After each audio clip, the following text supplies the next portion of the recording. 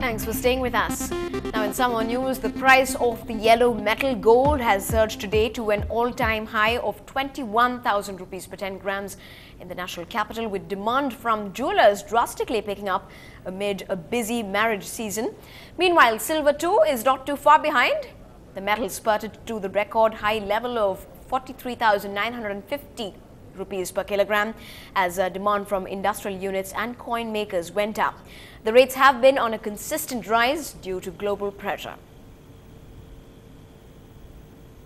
And we sent our reporter Pratiksha Ramkumar out shopping, and she didn't come back too happy. Well, with the wedding season setting into the city, with the month of December actually setting in, the next 2 months is going to be the season for a lot of brides and very excited bridesmaids. But a lot of them woke up to a very, very rude shock this morning when the gold prices reached its record high of 2,100 rupees. That is the price for a gram of gold, which is 99.9% pure. And most gold shops will be selling a gram of gold tonight at 1,926 rupees. And gold shop owners actually say that this will definitely affect their sales this season, though it is the wedding time, because they say Chennai people are very conservative. They usually like investing when the prices are low and when the prices are fixed. So the next 15 days is going to be a very, very crucial period. In fact, they say that they actually expect the prices to rise over the next 15 days.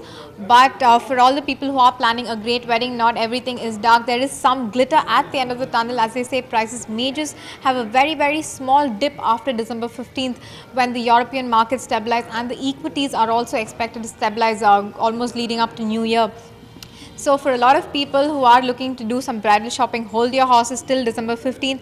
And for gold investors, today will probably be the best day to buy, so you can sell it over the next 10 days itself and probably make a small profit for yourself.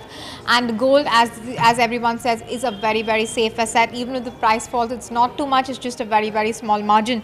So gold is still a favorite asset for everyone to invest in. Well, quite the favorite metal for people here in Chennai at least. Now, the rains are lashing with no end in the state of Tamil Nadu. Roads in the city are in fact a clear indication of the impact of the rain so far in Chennai. There continues to be many potholes and battered streets at every possible turn you can imagine. In the south coastal districts alone, 4 people were killed after a wall collapse and drowning and an open wire electrocution accident.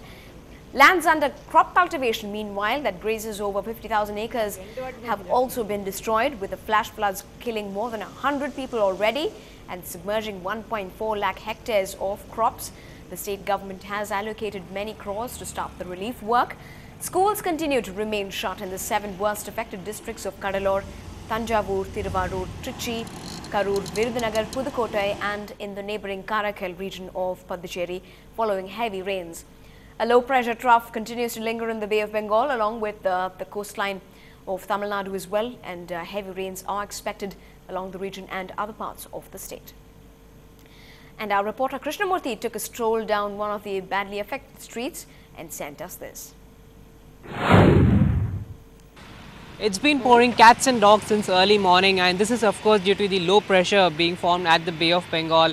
I'm standing in Taramani, where most of the IT buildings are located, and this is not quite a scene which you would expect from an IT corridor. Now, bad roads filled with potholes and lack of absence of a drainage system has added to the woes of people living over here. As you can see, there are roads inundated with water, and it's become really difficult for people to travel. Now, this is not a situation which has come up this year. This has been the case for the past 2 or 3 years, and authorities have failed to take action time and again, even when residents have come out and complained of the situation even before monsoon. Now, let's hope that probably people would look into this and probably take some action. In Chennai, this is Krishnamurthy for NDTV Hindu. Now, it is World AIDS Day today, but with even slogans reiterating a commitment to mitigate the impact of HIV/AIDS, a question mark hangs over the future of thousands of affected and infected children.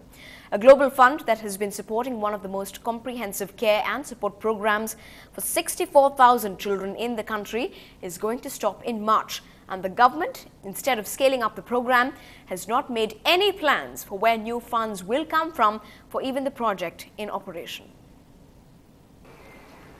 Suvarna's father died of HIV/AIDS a few years ago, after which she and her mother tested positive.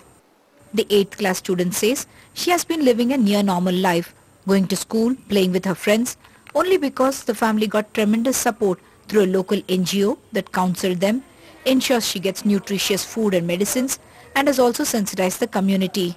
Her worry is that this may not last. వరకు ఈ project అయితే ఉంది తర్వాత ఉండదు కదా ఈ విషయం తెలిసిన తర్వాత కాస్త హార్ట్ అయ్యాము కానీ ఈ కౌన్సిలింగ్ అవి ఉంచితే మంచిది ఇంకా ముందుకు వెళ్ళడానికి Suvarna was getting help through Chaha, a global fund supported program that benefits some 64,000 affected and infected children in the 4 high prevalence states of Andhra Pradesh, Tamil Nadu, Maharashtra and Manipur. It was launched in July 2007 and is set to end in March next year. Shortly after Chaha, one of the most comprehensive child-centered care and support programs was launched, I remember meeting a couple, a HIV-positive couple, who said they could perhaps now die in relative peace because they were hopeful that the program would be able to support their 2 children. That is the kind of emotional strength the program was able to give.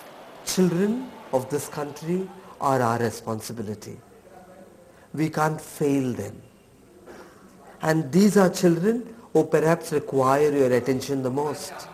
If the Global Fund stopped funding the program, it should have been imperative on the government to look at how do I support this program.